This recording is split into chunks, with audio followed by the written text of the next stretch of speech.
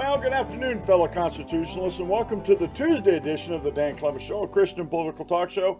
I'm your host, Dan Clements, your constitutional warrior, fighting for your right just to be an American.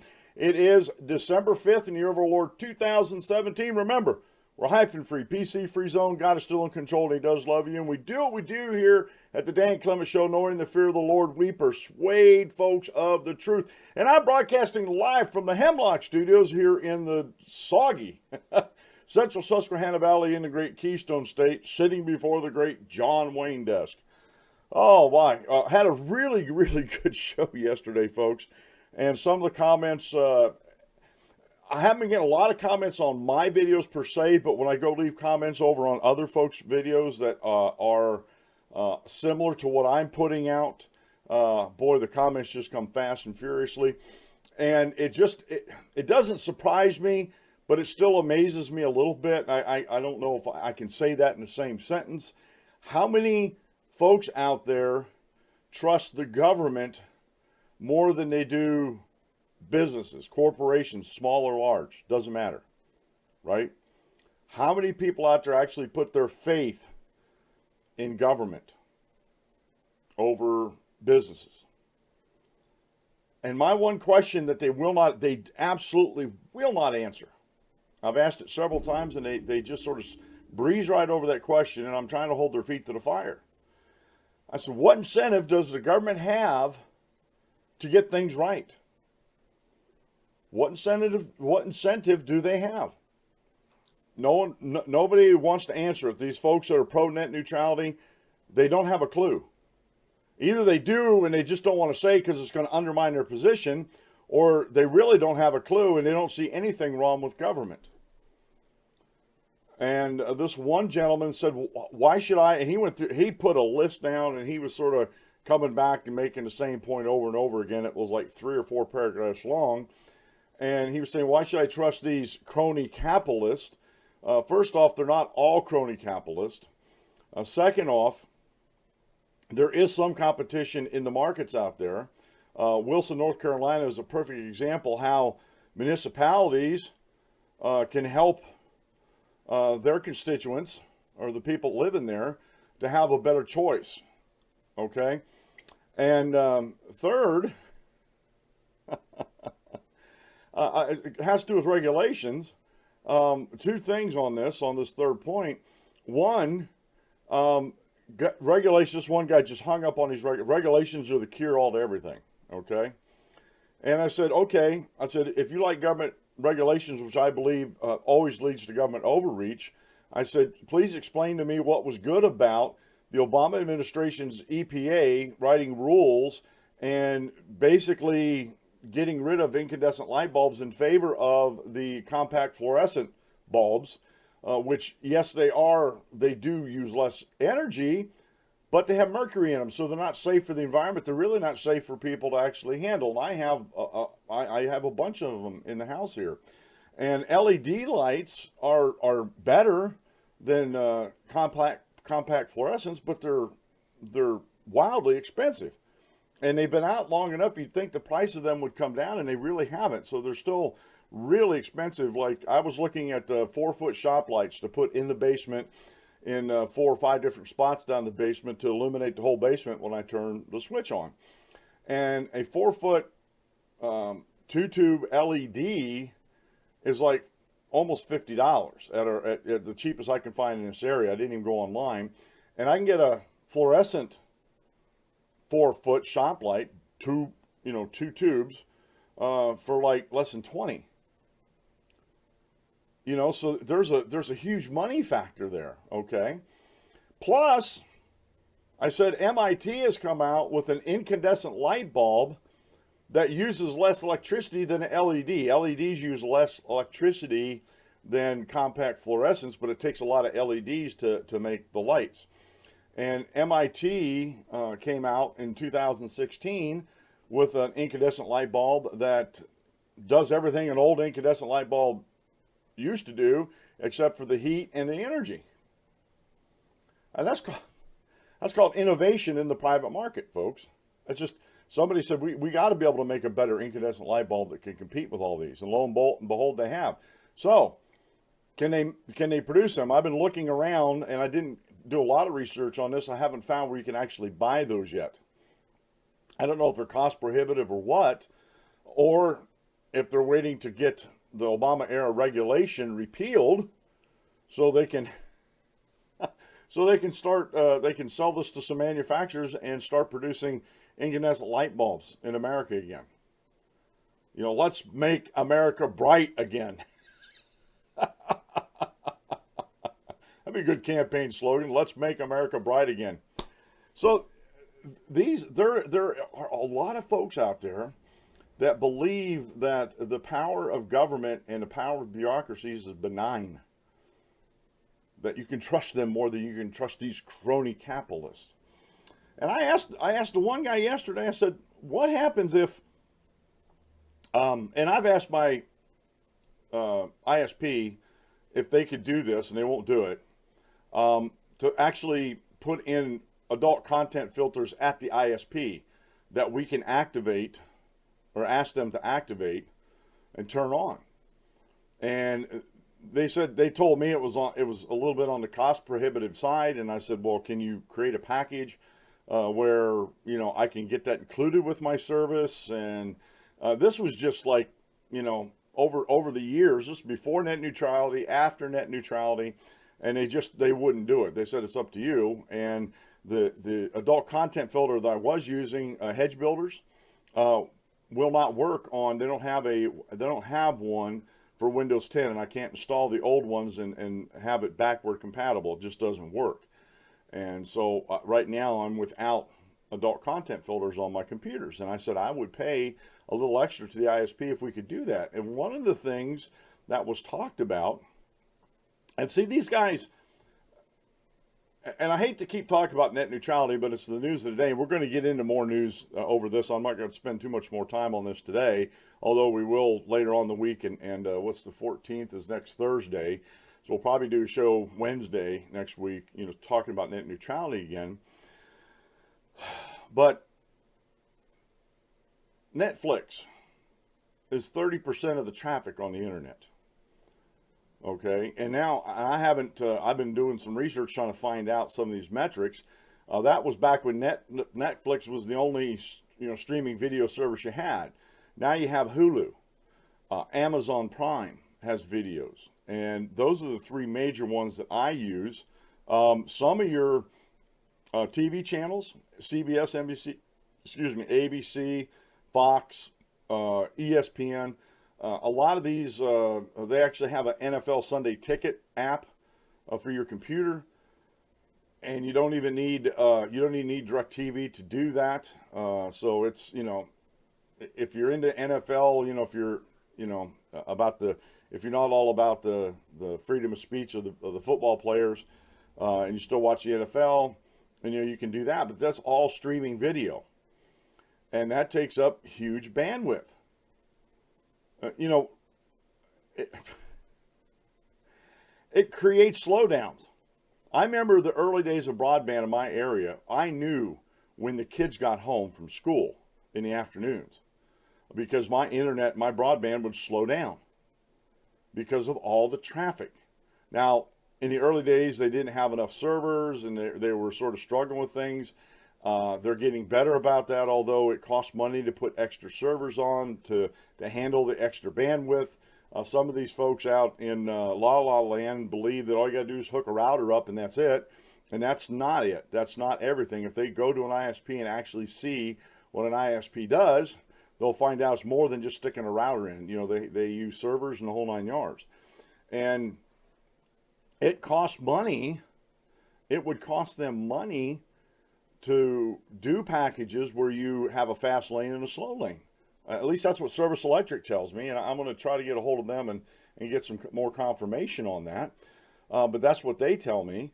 And the argument then goes into, you know, well, it's going to cost the ISPs more money. They're going to pass that cost on to the customers. If we have a fast lane for Netflix, you know, and you have, and the ISPs have to pay extra, or Netflix has to pay extra to get on the fast lane, they're going to pass that cost onto their consumers. And if it gets too much, consumers are going to drop Netflix. It doesn't take much, you know, a dollar here, dollar there. It doesn't take much, and you know, you can get rid of Netflix. You still have Hulu, you have Amazon, plus you have all the most of the networks, CBS, NBC, ABC, and Fox, and you know, the broadcast networks on their online apps. They have movies. You have other apps like Crackle. There's a bunch of streaming movie apps out there, not as popular as Netflix, but there's some that are, you know, climbing up. And so Netflix has to be very cautious about that, because it doesn't take much to go in and cancel your service. And it wouldn't take that many folks doing that before it becomes like a cascading effect, and then Netflix is out in the boondocks, financially speaking. So there's a lot of competition still going on out there, with or without net neutrality. And most of this competition was in place way before net neutrality. These folks think that net neutrality is going to take care of all this competition, and it doesn't. It's actually going to create more monopolies, because it's government regulation that corporations who practice crony capitalism can go and exploit with the bureaucrats and the politicians and stuff like that. You know, and I entitled the show today, Pushing Back Against the Regressive Agenda of the Left. It's not progressive, it's actually regressive. And we're going to talk about a lot of stories that are in the news today. We're going to talk about, I have a couple stories here talking about the FBI retrieving more than 4,000 guns because of failed background checks. That's the first I've heard of this. I didn't even know this program existed. And I'm glad they're doing it, and I'll get into it why this is important. We're going to talk about the Christian Baker. That's the case, I believe, is supposed to be up on the docket tomorrow at the Supreme Court. I don't know if we'll find out. I don't know how soon we'll find out about that. And there's other ones on there. President Trump's travel ban. Oh, this is great. It's been put on track for now. Basically, the Supreme Court, you know, had passed a ruling that his executive order can go forward. They threw it back down the lower courts, but lower courts can't stop the implementation of it. They can't stop him from doing this. So the Supreme Court for now said it's okay. And I believe if the lower courts don't get it right, the Supreme Court is going to get it right.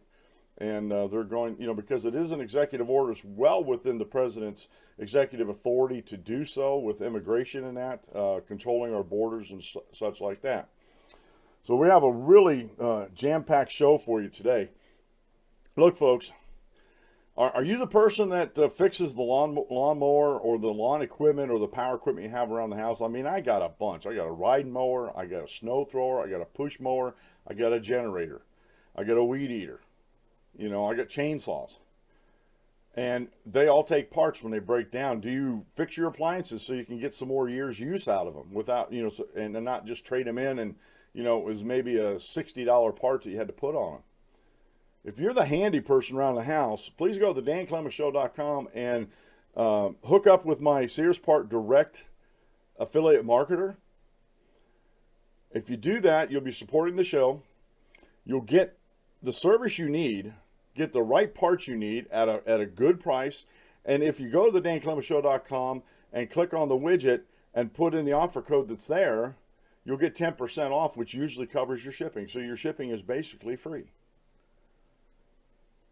So if you're the handy person around the house that does all this thing, and you need parts, you can't find them locally, go to Sears Part Direct. Save yourself some headaches and some hassles, and just go to Sears Part Direct to get your parts, and you'll be supporting a good conservative show here, if I do say so myself. Today's daily Bible reading comes from 1 Peter chapter 3, verses 10 through 12. For he who would love his life and see good days, let him refrain his tongue from evil and his lips from speaking deceit. Let him turn away from evil and do good. Let him seek peace and pursue it. For the eyes of the Lord are on the righteous, and his ears are open to their prayers, but the face of the Lord is against those who do evil.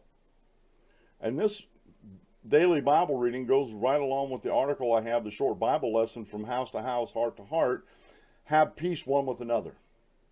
It's a good article. I encourage you to go over and read that article. And there's a lot of good articles over to all the places I share with you. They all have really good articles if you want to go research them.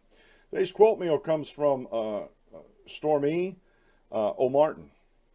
Forgiveness doesn't make the other person right, it makes you free. Forgiveness doesn't make the other person right, it makes you free. What I'm saying is, when we forgive someone, what Stormy's saying is, when you forgive somebody, it doesn't necessarily make them right, but it makes you free. Okay? All right, let's just jump into this. Let me get turned sideways here a little bit and get over here on my Firefox here. Let me resize this real quick here, just for the few seconds I'm going to be on this particular site. We have some developing stories on One American News Network this morning. By the way, I'm always accused of watching Fox News. I can't tell you the last time I watched a Fox News broadcast. I watched One American News Network, and I got criticized this morning because this person on Common Cause, excuse me, I was making some comments on Common Cause, and this person said, well, Wikipedia says the CEO of One American News Network is pro-Trump, blah, blah, blah, blah, and just went down this line. So I went over to Wikipedia, looked it up, and guess what I found, folks? Washington Post, the bearer of truthful reporting, was the one that made those comments. And I asked the person who said that, do you listen to what other people say, or do you research things for yourself? Have you watched any news from One American News Network? And this person, like a lot of other folks that are very progressive, social justice tyrants, that type of mindset, are very closed-minded. They have a narrative, and they live in an echo chamber. If they hear something, well, this channel's pro-Trump, I'm not going to watch it. And they don't do their own research. And the sad part about it is, I think it's a woman, or I just say that person because I can't remember if it was a man or a woman. That person's probably going to come back and try to defend the Washington Post in their reporting. So it just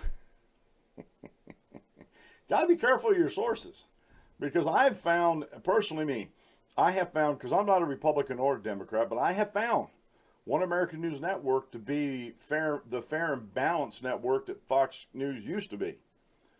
And they report the stories that a lot of the lamestream media won't report. And in my opinion, they report it pretty unbiasedly. Now, they are conservative, and they don't hide that. They don't hide the fact that they're conservatives. They don't hide that bias. But they try real hard to give you all sides of the story and report the stories instead of editorialize on the stories all the time like the lamestream media does. So if that's pro-Trump and pro-Republican and pro-whatever, well, then you have a weird definition of what actual reporting is all about. I think One American News Network, for now, does a very good job on that. And also CNS News, they're conservative, and they didn't make no bones about their being conservative, but they also report the news, and they try to report both sides of the story, and they try to be fair about it. And those are the news sources that I seek out. But anyway, there's a developing news this morning out in California. Residents evacuated after fire scorches at least 31,000 acres, and this is outside of L.A. At least one person is dead in California as a wildfire forces evacuations north of Los Angeles.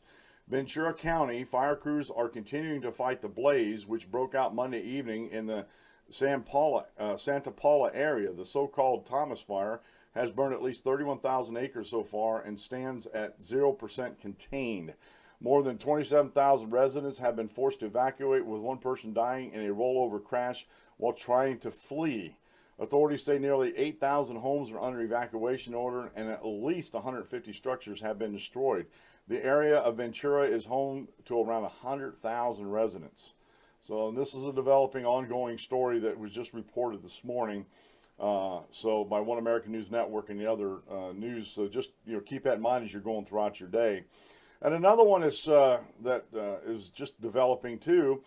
President Trump moves to shrink 2 national monuments in Utah. Now remember, and we're going to talk about this in the article real quick, remember back during the Obama administration, he expanded these monuments so companies couldn't come in and explore for oil and coal and stuff like that, because him and his EPA were wrongfully confiscating lands for the federal government, which, if you look constitutionally, there's nothing in the Constitution to authorize the federal government to own any lands except DC, forts, magazines, and ports.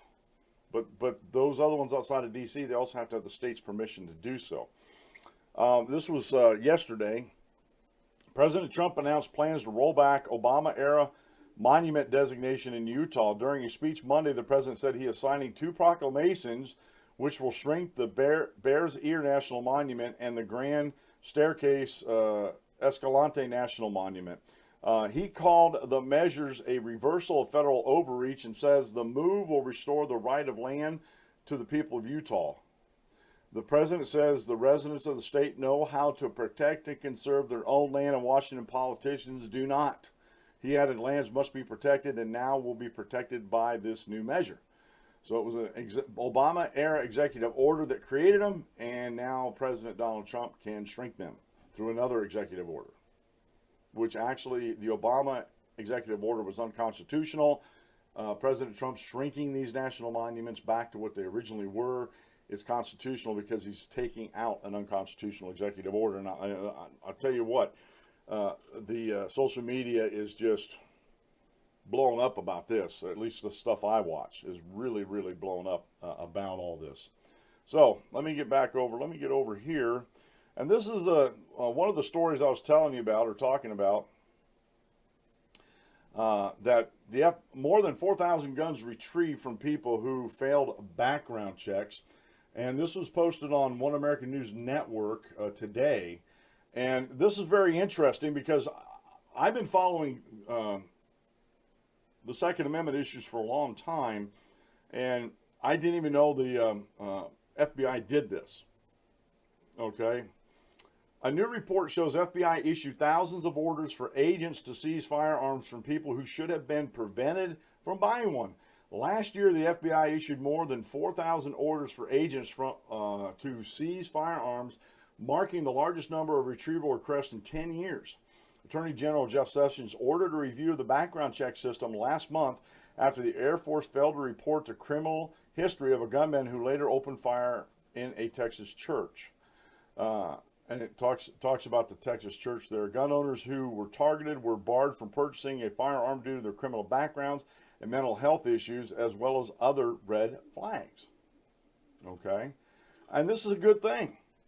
Not that the 26 people died in the Southern Springs church here in Texas, Baptist church, but that the FBI and the background check, they're actually going over and reviewing all that and going and getting these guns where these people should not have had them. You know, and this actually needs to be done.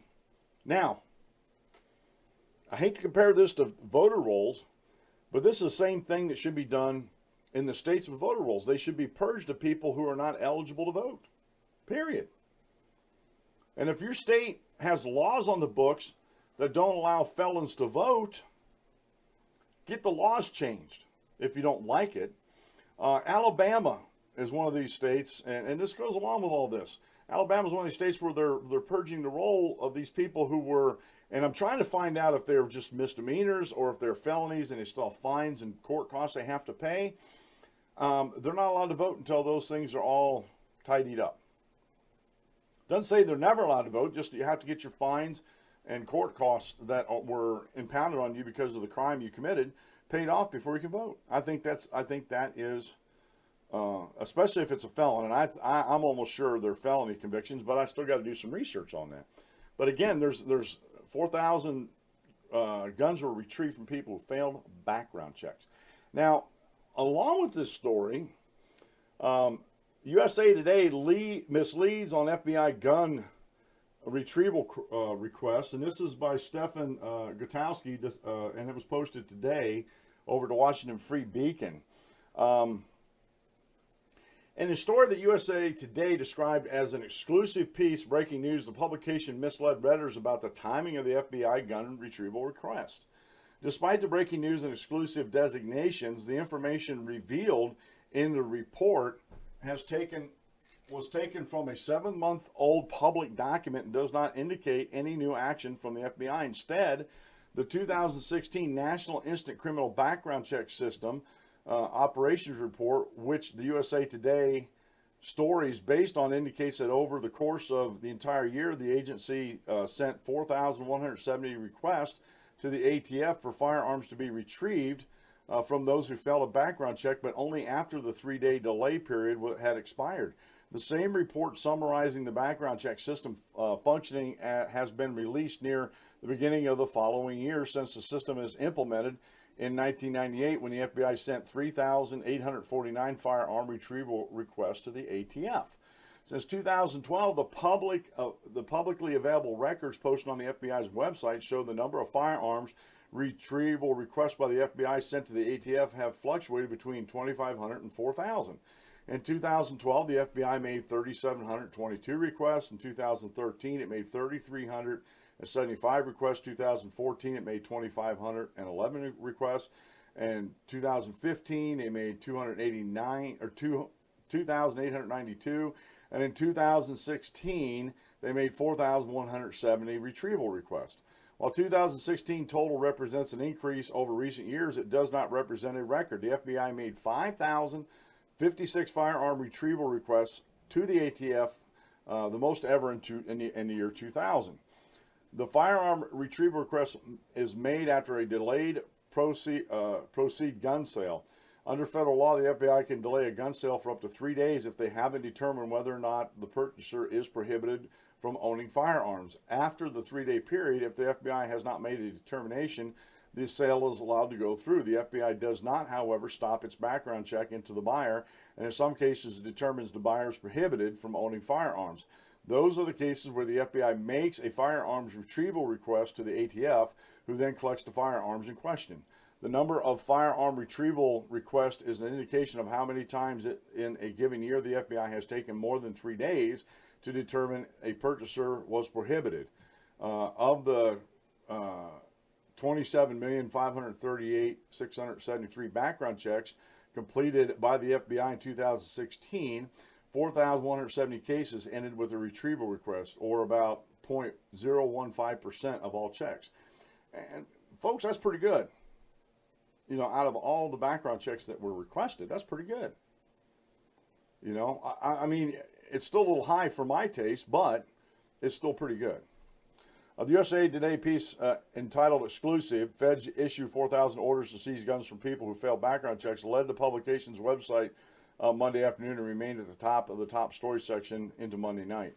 So they were, you know, this is an ongoing thing that's been going on since 1998, and the USA Today made it sound like this was something that was brand new that was going on, and this is something that's been going on for a long time. And this is just another example of how some news agencies want to sensationalize the news. For what reason? For what reason? Now, the next story we're going to get into, I believe it's tomorrow. Let me look in here.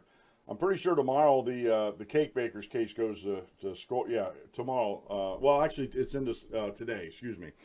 This was posted on the 4th. This case is before the Supreme Court today.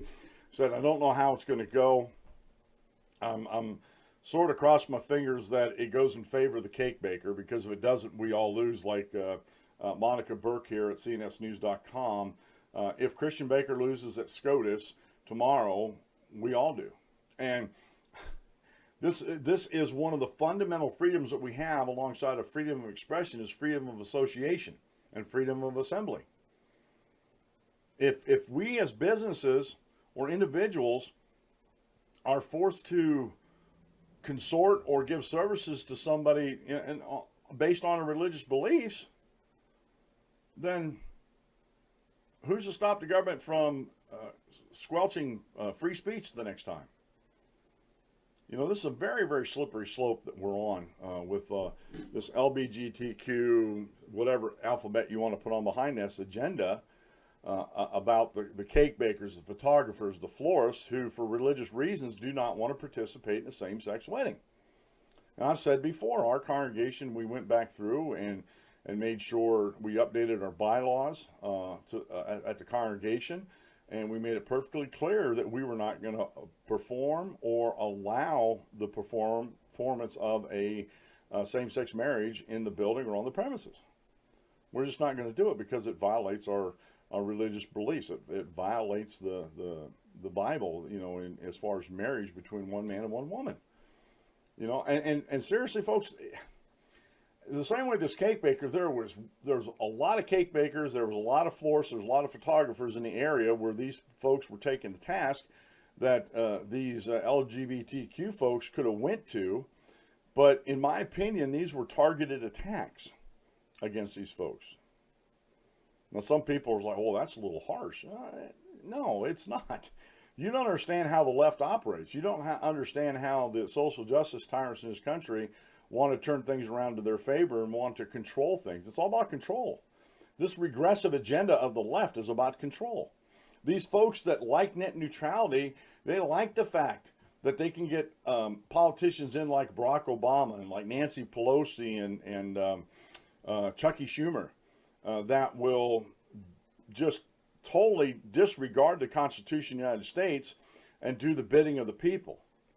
Now, yes, are our politicians governing by our consent? Absolutely. However, on the federal level, they have a constitution that I have printed out. They have a constitution that they must adhere to. They take an oath to protect and defend this constitution. And I guarantee you that when some of these people, after they take their oath of office, that's the last time they think about the Constitution. Because all they think about is garnering power and garnering money. Dianne Feinstein, when she came into Congress, way back so many years ago, I think in the 70s or something like that, and she didn't have a penny to her name. Now she's a multi-millionaire. And how did that happen? Some of these things need to be, honestly, we need to have some good investigative reporters out there digging into some of this stuff. And we don't. We have to spend all of our time. I'm not a reporter. I'm not a journalist. I'm a commentator. But the journalists that are out there, they have to spend so much of their time making sure they get the story right and get it out, and combat the fake news. That honestly, they don't have time for this investigative reporting, and then it behooves. It leaves it up to the new Main Street media online, like Project Veritas and James O'Keefe, to do some of this investigative reporting. And I think you're going to see more of that in the future. But anyway, I digress. Okay, religious freedom has set our nation apart from the very beginning. Among its many benefits, religious freedom allows religious individuals and groups to make unique contributions to the public good. And those contributions are massive, from founding countless universities and hospitals to funding the charities and the arts. The economic byproduct of religious liberty is also noteworthy. Religious groups and religiously motivated businesses like Masterpiece Cake Shop contribute $1.2 trillion to the U.S. economy each year. It is deeply concerning that religious freedom in the marketplace is coming under threat. That's the subject of an upcoming Supreme Court case, Masterpiece Cake Shop Limited versus Colorado Civil Rights Commission. In this case, the court will consider whether the state can force a Christian cake baker to bake a custom cake for same-sex wedding in violations of his deeply held religious beliefs. Jack Phillips, the cake baker and the petitioner in the cake, has received support from a host of groups and individuals, including a large group of Catholic organizations that filed an amicus brief in support of this case. That group included the United States Conference of Catholic Bishops, the Colorado Catholic Conference, the Catholic Bar Association, the Catholic Medical Association, the National Association of Catholic Nurses, USA, and the National Catholic Bioethics Center. In their brief, they defend the right of religious institutions to operate in a manner that is consistent with their beliefs. They warn of the social cost of all Americans, not just religious Americans, when religious institutions are forced to choose between following their beliefs and providing benefits to the public. Intolerance towards religion, as reflected in the Colorado's hostile action against Phillips, does not merely threaten religious individuals and institutions. It threatens all those who receive public benefits from those individuals and institutions. The Catholic group also argue that in a pluralistic society like the United States, robust protection of the First Amendment is an absolute necessity. They urge the court to uphold the right to free speech and religious freedom in this case, so that Phillips and others like him can continue to live out their vocations and contribute to society, whether they're by providing the public with delicious baked goods or desperately needed social services. The Catholic groups also point out that the free speech is not simply the right to speak, but it's the right not to be forced by the government to speak a message that violates one's conscience. The Supreme Court established in the landmark case West Virginia Board of Education versus Barnett that the right to speak and the right to refrain from speaking are complementary components of the broader concept of individual freedom of mind. Phillips has a right not to speak by not creating a custom wedding cake for the same-sex ceremony and forcing Philip to bake the cake or pay excessive fines. Colorado is trying to force him to communicate a message about marriage that violates his religious beliefs. The brief explains why this action on the part of Colorado is completely unnecessary. Phillips does not discriminate against anyone because of who they are. He serves all customers. He just doesn't communicate all messages, namely those that violate his conscience, and the government should not force him to do so. Also at stake here is Phillips' right to associate or not to associate himself with an event, like a same-sex wedding, that would violate his beliefs. In his case, crafting custom wedding cakes would include delivering the cake to the wedding ceremony and mingling with the couples and their guests, which may be interpreted as endorsing or cooperating in the marriage. Phillips also has the right not to associate with an occasion that would violate his conscience. The groups clarify that these freedoms extend to institutions as well. A ruling against Phillips would force other faith-based organizations, from hospitals to adoption agencies to charities, to choose between their beliefs or shutting down their businesses. Catholic charities and other faith-based adoption services in Illinois, Massachusetts, and the District of Columbia were forced to close their doors because they believe that every child deserves both a mom and a dad. As a result, children were displaced from Catholic charities to other agencies. The Catholic groups contend that unless the court defends the First Amendment, these groups will no longer be able to care for the most vulnerable in our society. The neediest in our society will suffer most if they lose the public goods that people and organizations of faith provide. Freedom of religion guarantees that individuals and institutions may not only seek the truth, but live it out in private and in public. When individuals and institutions are free to live out their religious and moral beliefs, society flourishes. But if violating one's conscience becomes the cost of doing business, everyone suffers. These Catholic organizations propose conscience protections as a tried and true solution to disagreements over serious issues, like how to think about marriage. After Roe v. Wade, pro-life conscience protections ensured that people of goodwill on both sides of the abortion issue could live together and discuss the topic. Similarly, after Obergefell and Hodges, that's the Supreme Court case about same-sex marriage, the court should protect the consciences of people on both sides of the same-sex marriage debate. By protecting freedom of religion, speech, and association for people like Phillips, everyone wins. Safeguarding these freedoms will enable religion to flourish and religious people and organizations to continue offering public goods for everyone's benefit. This is huge, folks. This case is really, really huge. And it's in the Supreme Court today. Hopefully we might find out, maybe what some reporters are thinking, what way they think the court's going to go. Sometimes we don't hear about these decisions for a while. Hopefully it won't be too long about this decision. And I hope it goes the right way. I believe the right way is to protect the freedom of association of the cake baker. Because I made the statement, I don't know if I've ever made it on the air. I talked to friends and stuff like that. But, I said, well, if I was ever invited to a same-sex wedding, I would have to politely decline. Because me showing up to the wedding is tacit approval of the wedding. Just like when I was an elder in the church, we had a member of the church, their granddaughter, who had never been married, was engaged to a man that was married, and divorced, but was not scripturally divorced. In other words, the divorce wasn't for adultery, fornication, adultery, okay? It was for other reasons. And in the New Testament, as I understand it, as I read it, as I believe it, the only the only reason for divorce, given that it is rightful, is adultery. If one partner cheats on the other, the offended party, the party that was cheated on, if they want, it's not mandatory that they get a divorce, but if they want a divorce, they're well within their rights, and then they can remarry. The offending partner has no right in Scripture to remarry again. Now, I know that goes against everything in society that society believes today, because the way everything in our society becomes throwaway. Everything's thrown away. That's one of the reasons why I like a place like Sears Park Direct. Instead of throwing away something that broke down, try to fix it. It's probably cheaper and better for you in the long run. But people throw their marriages away without trying to fix them. I'm not saying every marriage, but too many people throw their marriage away without even trying to fix them. Matter of fact, they get married for the wrong reasons.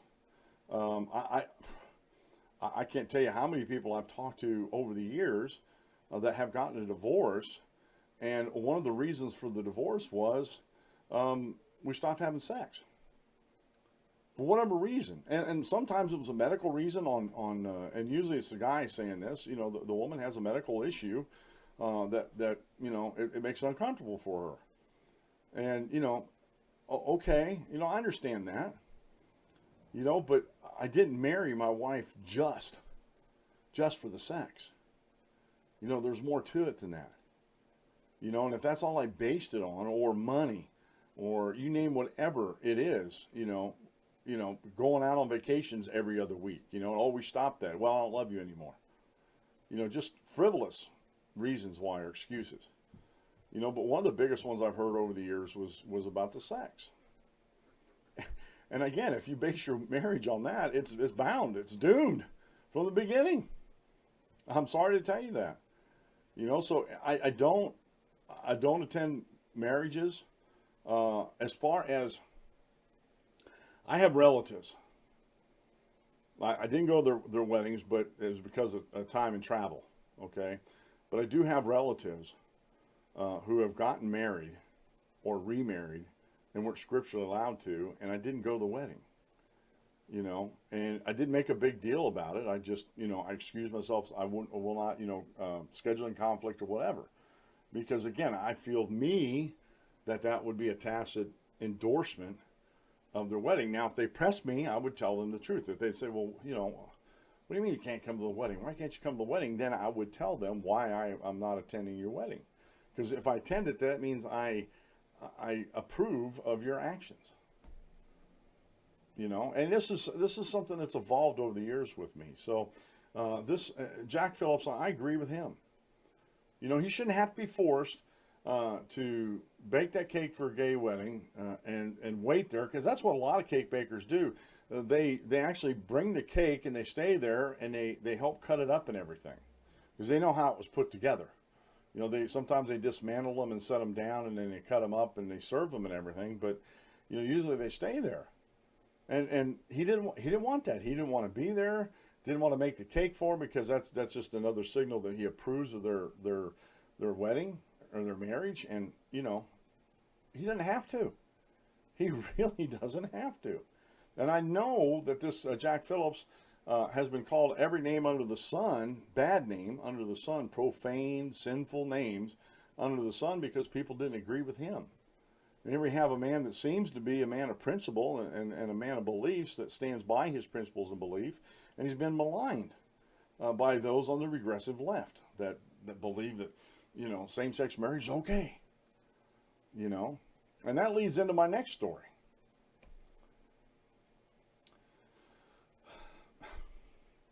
I'm glad, honestly, folks, and I don't say this tongue-in-cheek, and I don't say this to hurt anybody's feeling. I'm glad that I left the Catholic Church back so many years ago, back in 1982. 35 years ago, I left the Catholic Church, and I never looked back. Honestly, I never regretted that decision. CNSnews.com, Michael W. Chapman is reporting yesterday that the Vatican advisor James Martin, lawmakers who voted for tax bill will be judged by God. And this is the one thing about this tax, and I got another story we'll get to here before the end of the show about the, that'll be my next story, how the House and Senate tax plans have to come together. The one overriding theme that I've heard from the regressive left throughout this whole tax reform process is that it's stealing money from the poor and giving it to the rich. And I've asked them to explain that to me, and all their arguments and logic are very, very circular, and they cannot, with facts and logic, explain that. If ever, let's just say we didn't have this conference bill. Let's say President Trump sent a tax reform bill to the House, okay, and the same one to the Senate, and they just passed it as is, didn't put anything else in it, and then sent it back to him, and he signed it. It's law. Singles is 14. The first $14,000 that a single person makes, is not taxed. Zero. Okay? And I've went and asked this question again. A lot of the regressive left, they just breeze over that and they won't answer it. Because if they answer it, then they'll know they're wrong. How does not taxing someone in the lower income brackets, let's say you're a single person, you only make $25,000 a year. What would you rather do? Would you rather pay taxes on the $25,000 a year, or would you only like to pay taxes on the $9,000 or no, 25? Yeah, $9,000. I was right. $9,000 a year. What would you rather pay? No, excuse me. My brain's not working this morning. I should get my calculator. 11,000. 14 from 25 is 11. I knew that was right the first time I said it. Would you rather pay taxes for the full 25 or only on the 11,000? Well, most right-thinking people say, I don't want to pay taxes. If I have the choice, I only want to pay taxes on the 11,000. Married couples, it's $26,000. As a married couple, let's say as a married couple, you make $40,000. Okay? What would you rather pay? The taxes on the $40,000 or the taxes on the $15,000? Which one would you rather pay? Well, most right-thinking people, I'd rather just pay the tax on the 15. How is doing that, not taxing folks either 14 or the first 14 or the first $26,000, any income tax on that? How is that giving the money to the rich? And then the other tax brackets he brings down corporate income tax. And this is the dirty little secret that these regressive lefts, they just don't understand.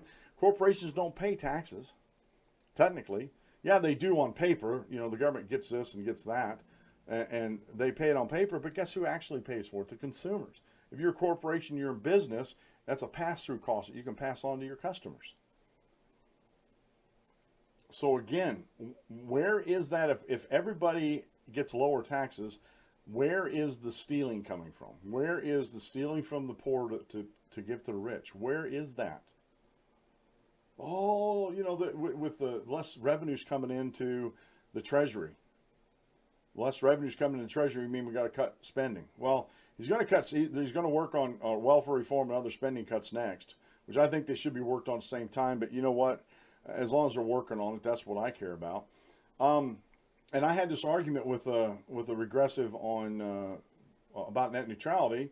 You know, he was talking about Art Laffer and the Laffer curve and how Kansas was destroyed economically because of that. And I did some research. I did some really deep research and got back with him on that. And it wasn't Governor Brownback's was trying to take Kansas' income tax rate on income down to zero like Texas is and rely on a sales tax. But it was at a bad time for him to do that. There's no bad time to cut taxes. But the problem with that, if you're going from an income tax to a sales tax, if you're in the middle of a recession, and it only got worse after 2012, when these tax cuts were first initiated, the economy got worse, so people quit spending, so the tax dollars didn't come in like they were supposed to, or like everybody thought that they would. Okay, so there was a lot of external reasons why Kansas didn't fare well under these tax cuts. It wasn't the tax cut themselves. The tax cuts were actually a good thing to do. But again, regressive leftists, everything's static to them. And this guy I was arguing with, he was arguing from a John Maynard Keynes, or Keynesian, what we call Keynesian economic point of view, where everything's static, and if things don't get going, the government's the last spender, government regulation, blah, blah, blah, government this, government that. And so these folks on the left, they blame Governor Brownback for the disaster that happened in Kansas. However, it can't all be attributed to him. And this guy didn't realize that. And I came back and I gave him these articles and I said, you're coming from a narrative in an echo chamber that doesn't look outside. You see a Republican did something you disagree with. Something happened because of that. It's all the Republicans' fault, and that's the end of the story for you. But you don't look out away from that and see everything else that came into that. And again, and I even asked him, and he never answered me back. How come Texas can do that? How come Texas doesn't have a personal income tax? They rely on sales tax. And I'm pretty sure, Dave might correct me, I'm pretty sure Tennessee's the same way. How do these states do it if they don't have a personal income tax? Yeah. Up here in Pennsylvania, you got a 1.5% personal income tax. And that's among a myriad of other taxes that, Lori and I have talked for years. If we had the financial wherewithal, we were thinking about moving, maybe to Tennessee, maybe even to a warmer place like Texas, for me anyway, for my fibromyalgia. But anyway, getting back to the story, here this Vatican advisor, James Martin, who's a Catholic priest and advisor to the Vatican with a long history of promoting the LGBT agenda, said the tax bill passed by the Senate on Saturday takes money from the poor to give to the rich, and the lawmakers who voted for it will face consequences later when they're judged by God. And I'm just going to put this out there, folks. This guy needs to really go back to the New Testament and really read the New Testament with his eyes and ears open to understand the New Testament.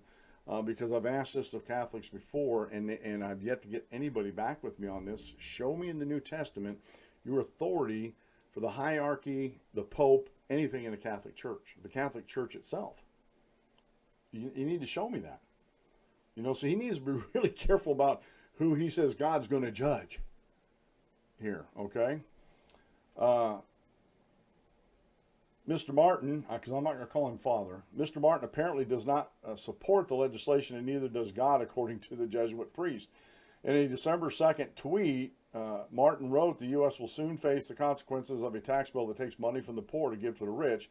Those who voted for it will face consequences later when they are judged. He continued, do you think Jesus' words about being judged on how we care for the poor don't apply? Think again. And again, he's coming from this idea that economies are static, that there's only one pie and, that's it, instead of economies actually, if they're free, actually make more pies. Like I tried to explain some of these guys on the net neutrality argument. There's no such thing as a free market. I'm like, really? How many grocery stores? How many department stores? How many clothing stores can you go to? How many shoe stores can you go to? How many tire stores? How many automobile dealers? How many gas stations can you go to? Different companies. When you go into like a grocery store, how many different varieties of each item are there on the shelves that you get to pick and choose all the time? The government doesn't tell you which ones you can have or have not. And these are free market principles, folks. I haven't heard back from him yet. I used an argument on 3 different people on that thread, and I haven't heard back from any of them yet. And not that I want to shut down the discussion, folks, but a lot of people out in America do not have the right ideas when it comes to the economy. Now, like I said, I'm not an economist, but I did stay in a Holiday Inn Express last night. I do not have a degree in economics, and I go between 2 different schools, Chicago School and the Austrian School. I lean more towards the Austrian School of Economics, but I don't throw the baby out with the bathwater either as far as the Chicago School of Economics. I think Chicago School of Economics relies too heavily on government, and sometimes I think the Austrian School of Economics, takes government out of or tries to take government completely out of the equation, and that's not right either. There's a happy medium in there. So I do study these things. I do a lot of research on these things. And here we have this, let me see here where this is at again. This James Martin, this Vatican advisor, saying, oh, the wrath and judgment of God's going to fall down on these lawmakers that voted for this tax bill because it takes from the poor, steals from the poor, and gives to the rich, and it doesn't do any such thing. That's all rhetoric. That's all lies. That's all Keynesian economics at work. It amazes me. It amazes me how many educated people fall for the lies of Keynesian economics. It really does. And it's real easy to research and understand. And it just amazes me. This guy most of these priests, these Jesuit priests, are educated and have degrees, and yet they can't think for themselves. They can't actually go out and research for themselves. So again, I'm sorry. Like I said, I left the Catholic Church in October of 1982 and haven't looked back. Haven't regretted that decision. I am totally thrilled with my decision to put on Jesus Christ in baptism in October 1982. And, it was one of the best decisions I ever made in my life. And I have a lot of relatives who are Catholics. A lot of the men are in the Knights of Columbus, and they don't understand my decision. They think I'm part of a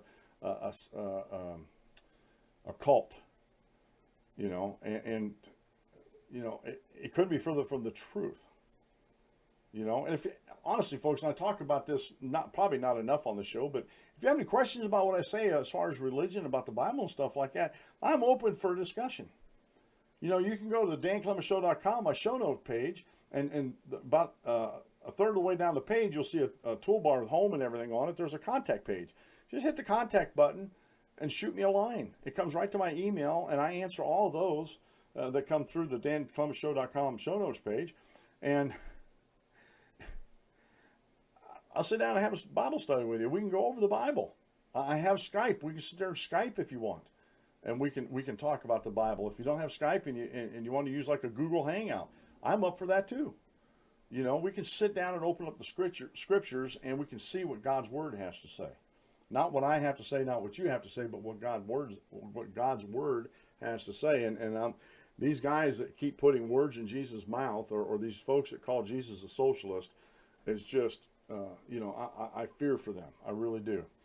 All right, it's almost top of the hour. I do want to get through. Let me see what this one is here. Okay. This here, I'm not really going to get to this today. Trump's 8-country travel order back on track for now. Basically, the Supreme Court threw it back to the lower courts, but with one caveat, that his travel ban can go forward while you guys are hashing it out in the lower courts. It can be implemented. So to me, that's kind of a slap in the face, and it should be. These liberal judges out of Hawaii and Washington, Oregon, stuff like that have put injunctions against the travel ban, they need to be slapped in the face for their unconstitutionality. All they're doing are practicing in partisan politics. That's all they're doing. They're not adjudicating the law at all. It's all about politics with these guys. And President Trump was well within his constitutional authority to ban people from these 8 countries. So the Supreme Court kicked it back. I love it. And they were talking about this on Facebook and Twitter and stuff yesterday.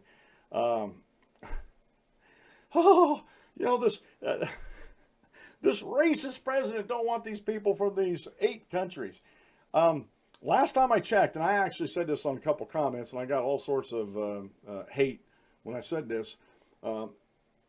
Islam and being a Muslim has nothing to do with race. It's a religious ideology. Just like I'm a Christian, it has nothing to do with race.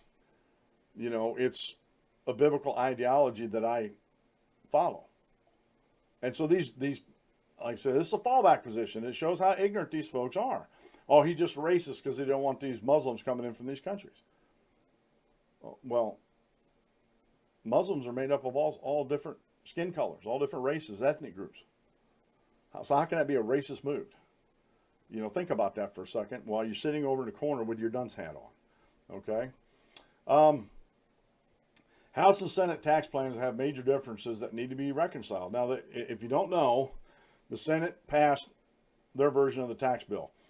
Some of the things in there I don't like, and hopefully the House members will tell the Senate to go just take a long long walk off a short pier on some of these. They want tax hike triggers in this tax reform bill. If this doesn't happen, then the tax has to go back up.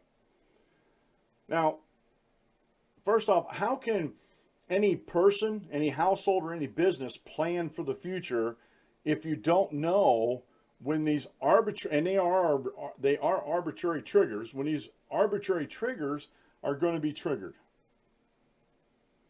If you're going to cut taxes, cut them. Quit playing around. Quit putting triggers in there to appease these regressive leftists in Congress, whether in the Senate or the House. Stop. Just stop. I couldn't believe some of the stuff I read in there. On Sunday, the Senate joined the House in passing its version of tax reform known as the Tax Cuts and Jobs Act. While the two versions are very similar, there are 18 major differences that still need to be discussed between the two chambers in a conference committee before the measure moves on, according to the analysis from the Tax Foundation. Senate Majority Leader Mitch McConnell, Republican Kentucky, said the Senate had adopted key priorities from the House to get both versions aligned closer together with each other. He was confident the chambers could settle the differences. The good news for proponents of the bill is that McConnell is right. The Senate bill moved in the House direction on several important issues and was already identical on key points, explained the Tax Foundation. As currently stands, both versions of the bill reduce the corporate tax to 20%, keep the state and local property tax deductions capped at $10,000, move the chained CPI, and apply some primary and secondary education expenses to the 529 college savings accounts. According to the Tax Foundations, the difference involves some modest changes as well as our most difficult policy decisions concerning the alternative minimum tax and the taxation of pass-through business income. The first major difference between the two versions is in regard to the individual tax rates and brackets. The House version reduced the number of brackets from 7 to 4, a 12%, 25, and 35%, and a 39.6% bracket. The Senate version keeps the current 7 brackets but reduces the rates to 10, 12, 22, 24, 32, 35, and 38%. House Majority Leader Kevin McCarthy said he believed those rates could be worked out and he would like to see rates go even lower if possible. Yeah, I'd rather go with the 4 rates of 10, 12, 22, and 24 and forget the 30, anything above 30. Just forget it. 10, 12, 22, and 24 would be perfect in my book anyway. Okay, another difference between the bills concerns modest changes in the amount of the standard deduction. The House would give singles a standard deduction of $12,200. I said $14,000 earlier. I correct myself. While the Senate would give $12,000. Households and joint filers would get a standard deduction of $18,300 and $24,400 in the House version, respectively, while giving $18,000 and $24,000 in the Senate version. Okay.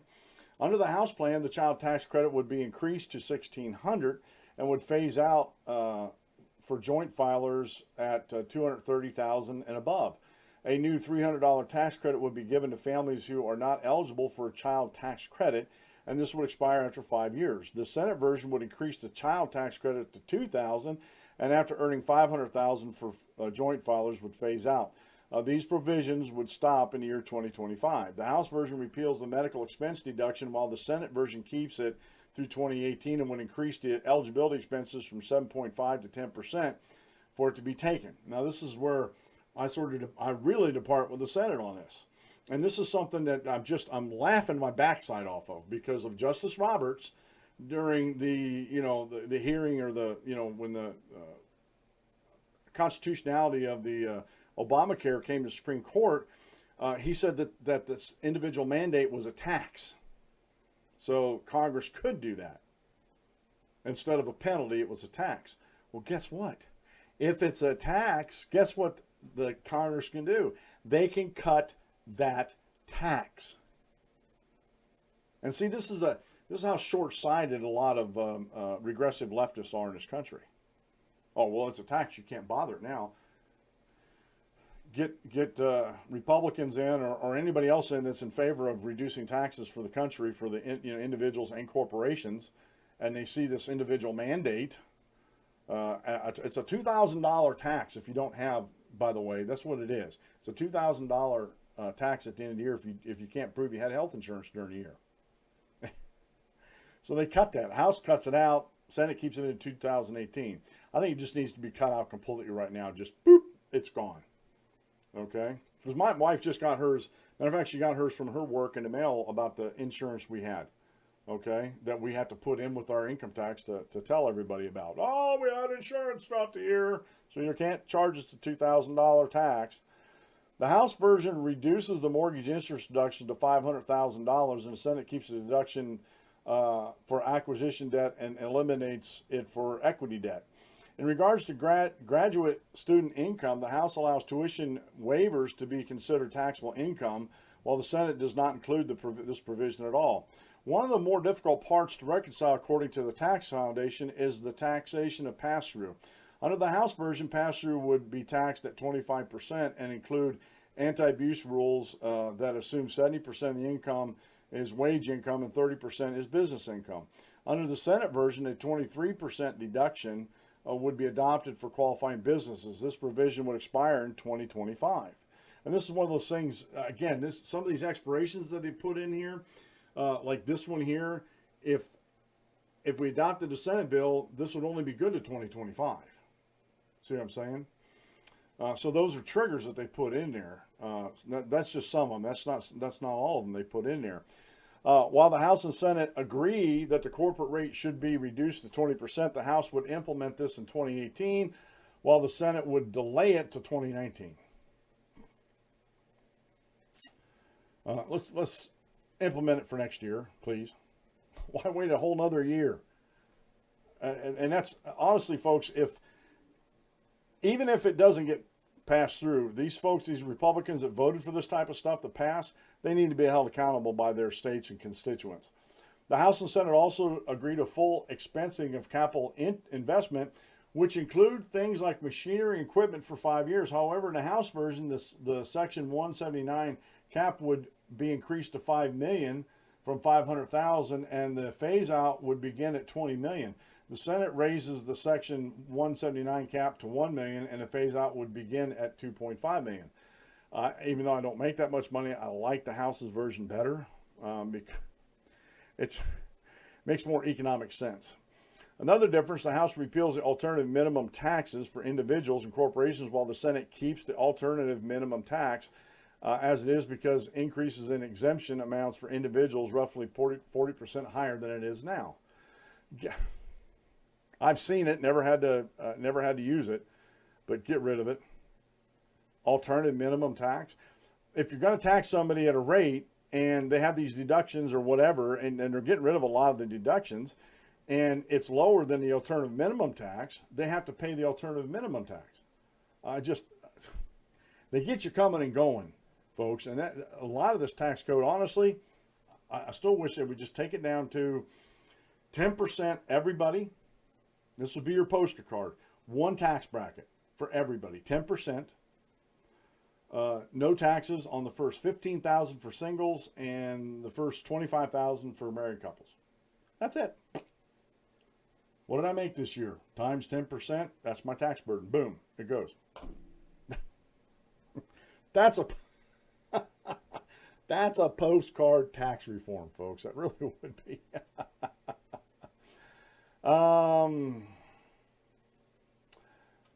The House version caps the net interest deduction at 30% before depreciation, amortization, interest, and taxes. The Senate also caps the deduction at 30%, but only before interest and taxes. Both versions eliminate operating loss carrybacks. By the House version restricts the deduction to 90% of taxable income, while the Senate restricts the deduction to 80%. With regard to cash accounting, the House version raises eligibility from $5 million to $25 million, while the Senate raises it to $15 million. I have to look this one. I'm not really sure about the cash accounting on this, so I have to look that one up for my own peace of mind. The House version also eliminates business credits for energy, rehabilitation, orphan drugs, private activity bonds, and contribution of capital. The Senate only modifies the orphan drug and rehabilitation credit, limits FDIC premium deductions, and keeps some of the preferences eliminated by the House. Both the House and Senate moved to a territorial tax system, but the House includes 50% of excess returns in U.S. shareholder income and a tax on payments made to overseas firms. The Senate, in contrast, implements a minimum tax of the excess of 10% of taxable income. Both versions enact deemed reparation.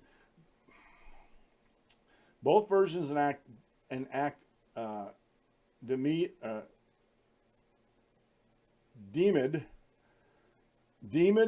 reparation, but at different rates. Under the House version, liquid assets are taxed at a rate of 14%, while liquid assets taxed at 7%. In the Senate version, liquid asset or illiquid at 7%. Excuse me, folks. In the Senate version, liquid assets are taxed at 14.49%, and illiquid assets are taxed at 7.9%. A lot of these are for the businesses, folks, but I think the less the less you tax business, the better it's going to be for everybody. While the Senate version doubles the estate tax exemption, the House version increases it to $10 million and repeals it after 6 years. And that sounds good to me.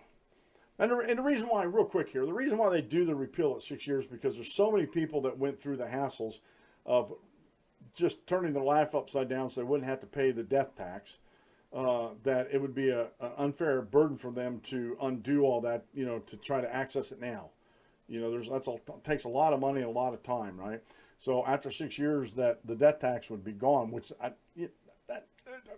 that tax right there just, they're reaching into the grave to pull money out of a dead person's estate that's already been taxed once. There's double taxation on what somebody makes over their life, folks. Finally, the Senate eliminates the individual mandate penalty or reduces it to zero while the House keeps it.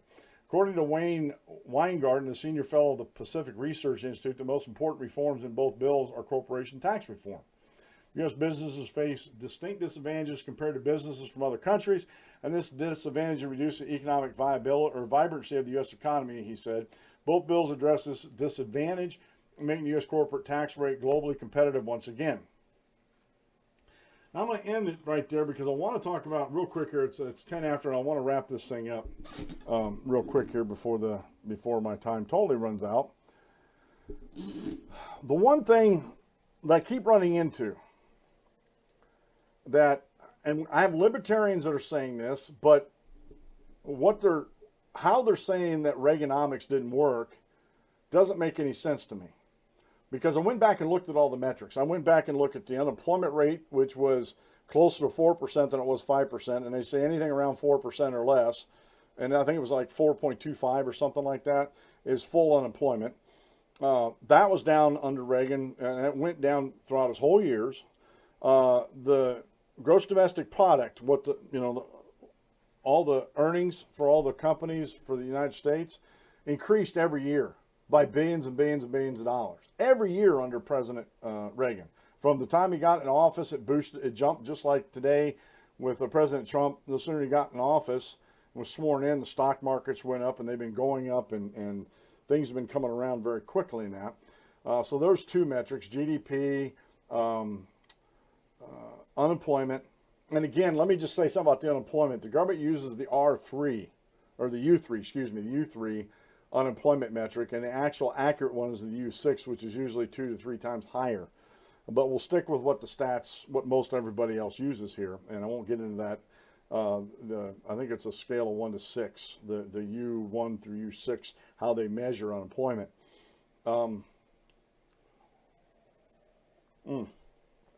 Revenues. This is the one thing that was harped on at the Reagan tax cuts. This was harped on about that if we cut taxes, the revenues to the Treasury will drop.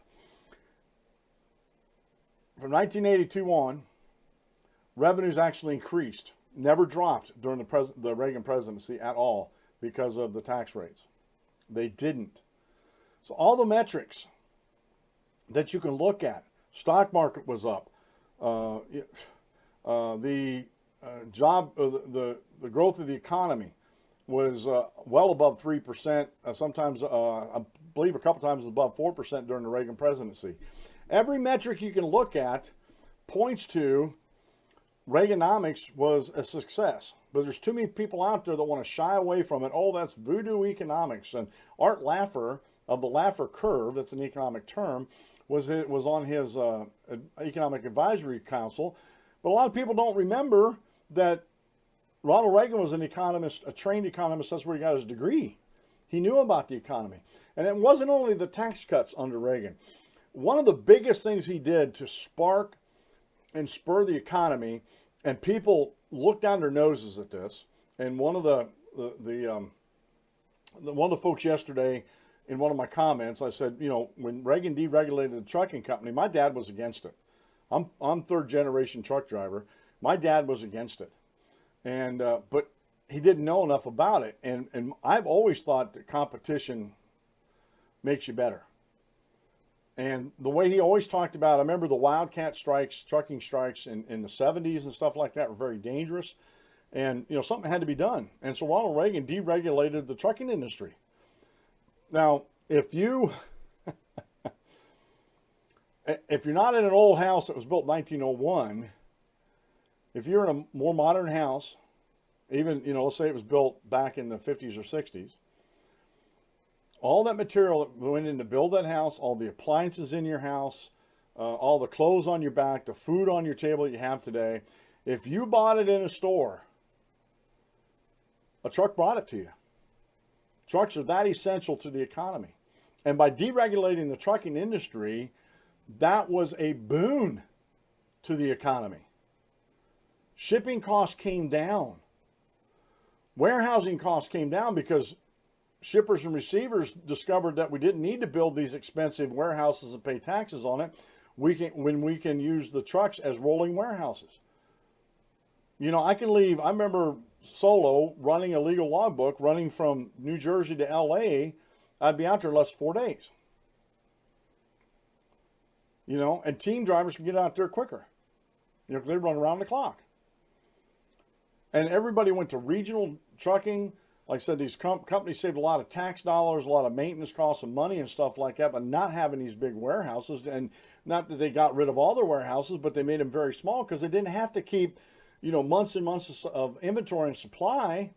Because of the old way the trucking industry was, it would take them weeks to get replenished, so they had to keep these really big warehouses. And so the trucking industry, which is just one of the core backbones, the trucking industry is a backbone to our economy. If you can't get it delivered to the customers, customers can't buy it, businesses can't sell it, nobody makes any money, nobody's happy. And this guy tried it. Well, it was good for you in the trucking industry. What about the rest of us? Well, buddy, if you got it, if you have it, it was brought by a truck. And in the trucking industry, 70% of the trucking industry is still fleets under, I still believe it's under 20 trucks or 40, it might be 40 trucks. 70% of the trucking industry is that way. You know, they do have big carriers, but they don't do it all, and they can't do it all. And so I thought that was very dismissive of this person, saying, well, the deregulation of the trucking industry really didn't have an effect on the economy. Are you kidding me? It had such a profound effect on the economy that helped. That deregulation of the trucking industry, besides the tax cuts, were one of the biggest things in Reaganomics that boosted the economy, that kept us in a positive trend throughout his presidency, clear until the Clinton recession, till Bill Clinton started monkeying around with with regulations and the tax and paying the debt and everything like that, and the not cutting spending during the Reagan years.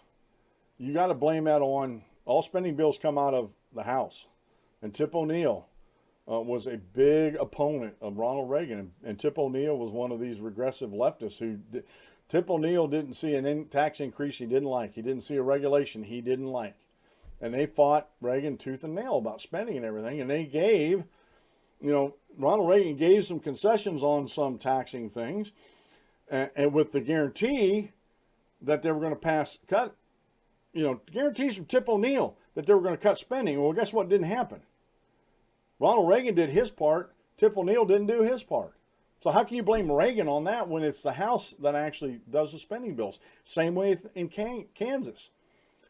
The governor can't tell the legislature, we're just going to cut this.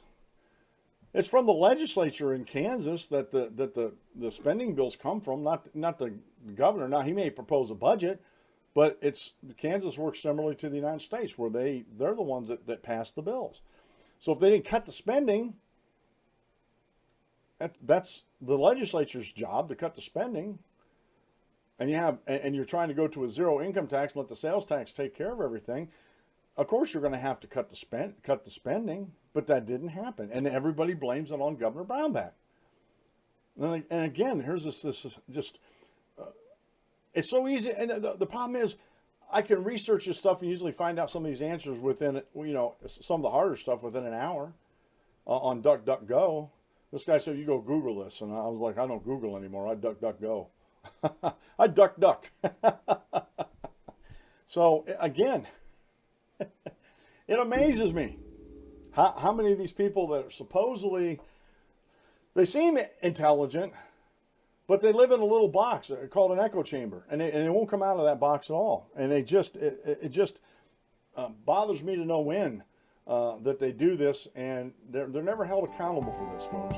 And there's other stories. You go to the DaneClemensShow.com and look at this. The Democrat who served 24 years in Congress sentenced to 5 years in prison, in federal prison, and that was the.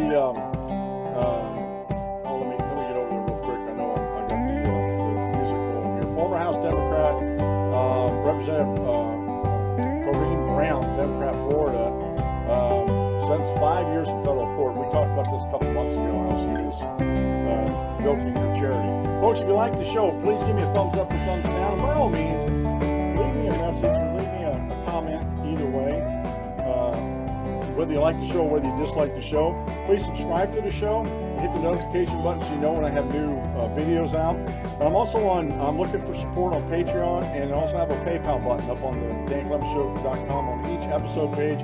At the top of the page, you can donate monthly to the show if you have a need to do that, and I hope you do. It's been the Dan Clemens Show. I'm your host, Dan Clemens, your constitutional warrior. Remember, if you aim at nothing, you hit it every time. Have a great rest of the day, and God bless, and we'll see you tomorrow at noon.